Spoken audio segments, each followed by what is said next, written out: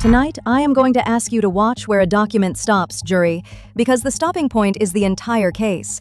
Executive Order 14416, titled Restoring Trust in the Smithsonian Institution, was signed on July 24th and publishes tomorrow. Section 3, Paragraph A, directs the Secretary of the Interior, acting through the National Park Service, to install temporary signage along the NPS-maintained sidewalks and walkways used by the public to access the museum. Read that again and notice the address. Sidewalks and walkways, which is the pavement you cross on your way to the front door. Now, Paragraph B, where the shape of the thing becomes impossible to miss.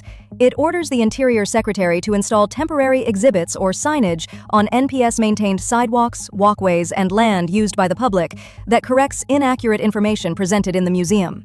So the correction is aimed at what is inside the building, and the correction gets installed outside the building. Not the galleries, not the wall text, not one exhibit label.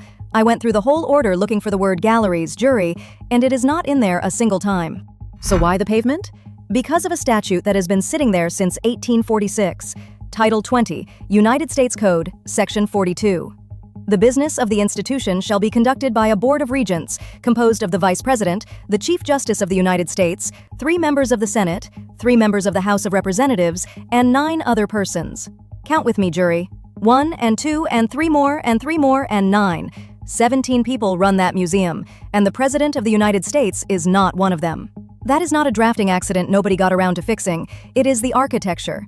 The Smithsonian was built as a trust rather than an executive agency, so the man in the Oval Office has no authority to order a label rewritten or a case removed. Cross-examination, and I want the strongest version of the other side on this record. This order is not lawless. The Park Service genuinely does control its own sidewalks, and putting a sign on federal parkland is an ordinary exercise of exactly that. The Vice President sits on that Board of Regents, so the executive branch is not a stranger to the room. Congress appropriates the Smithsonian's money every single year, and a president is entitled to hold opinions about how a federally supported museum tells the national story. All of that is fair, and none of it is the part I am about to read you. Because everybody is looking at the signs, and the signs are Section 3.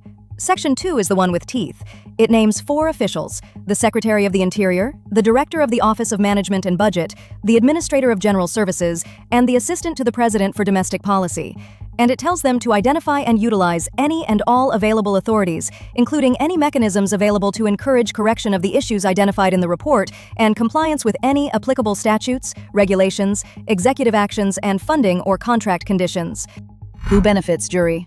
Funding and contract conditions are the lever that exists precisely where directive authority does not. He cannot tell the museum what to display, so the order points 4 officials at the museum's money and its contracts and tells them to encourage correction. The signs are the visible part. That sentence is the operative part. And the cost lands on a museum that now has to weigh what it exhibits against what that weighing might do to its budget, which is a pressure nobody ever has to say out loud for everyone inside the building to feel it. Now the substantive complaint, because it deserves checking rather than waving at. The order states that the museum has failed to appropriately honor the 56 signers of the Declaration of Independence during this 250th anniversary year. The number is correct. There were 56 signers, and this is indeed the 250th year. But look at the load-bearing word in that sentence, which is appropriately. Whether a museum has honored somebody appropriately is a judgment about curation. It is an opinion, and people are entitled to hold it. What it is not is a finding of fact, and this order is written as though it were one. And here is the limit of my own file, because you are entitled to that too. The order rests on a Domestic Policy Council report called Saving America's Story.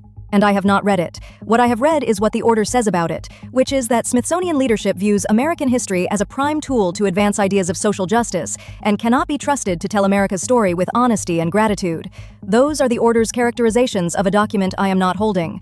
Section 4 adds that the order does not create any right or benefit enforceable at law or in equity, so nobody can sue on it either. 2 nights ago on this bench, I read you a border waiver that set aside 34 laws and justified itself with 99 pounds of fentanyl across 5 years. Same technique, different instrument. Verdict: there is no lie in this order for me to convict, jury, and I am not going to invent one for you. What there is a boundary drawn by a statute, which this document runs straight into and then walks around. He cannot change what is inside the museum, so the signs go on the footpath and the pressure goes on the funding. When you see an order that stops at the sidewalk, do not ask why it is so small. Ask what the wall is made of, because somebody just showed you exactly where it stands. The prosecution rests. I'm Madeline, and this is Pixel Politics.